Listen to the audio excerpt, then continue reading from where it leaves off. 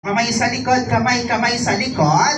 Okay, so ngayon, bakit po namin pinilagay yung dalawang kamay sa likod? Later, may rules ha, tsaka may mga bawal kayong gawin sa loob. Okay, so ngayon, may tanong po ako. Kumakain po ba kayo sa McDo?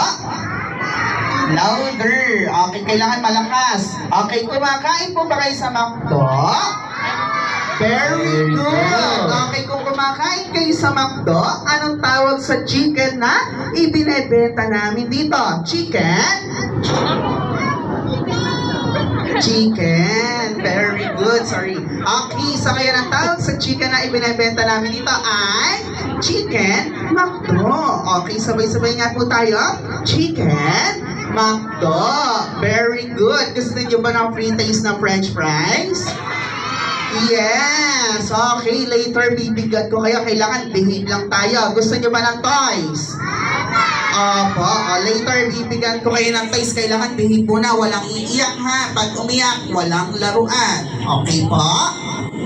Okay po. Ayan. So may rules tayo. Makinig muna kay Kuya Charlie. Okay, go Kuya Charlie. Okay, so sige, ganito. Bago daw po tayo pumasok sa loob ng kitchen ni McDo, meron daw po tayong mga bawal gawin sa loob ng kitchen ni McDo. Ano daw po iyon?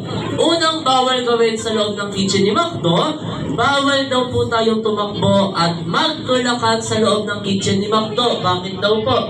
Kasi po sa loob ng kitchen ni McDo, may mga part po doon sa loob na ang floor namin ay basa na pag naapakan ninyo, madudulas kayo. Gusto niyo po bang madulas?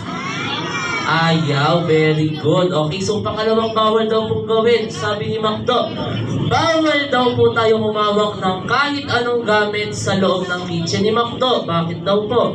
Kasi po sa loob ng kitchen ni McDo, may mga gamit kami sa loob na mainit, na pag nahawakan ninyo, mapapaso kayo. Gusto niyo po bang mapasok? Ayaw, very good. So, dapat papasok tayo sa loob ng kitchen ni McDo na ang kamay ay nasa likod at lalakad ng dahan-dahan. Okay? So, ngayon, teacher, di naman po namin kayang i-assist lahat ng bata. So, ngayon, kailangan ko po ng tig-apat na parents po. 4 po na parents sa girls, 4 po sa boys.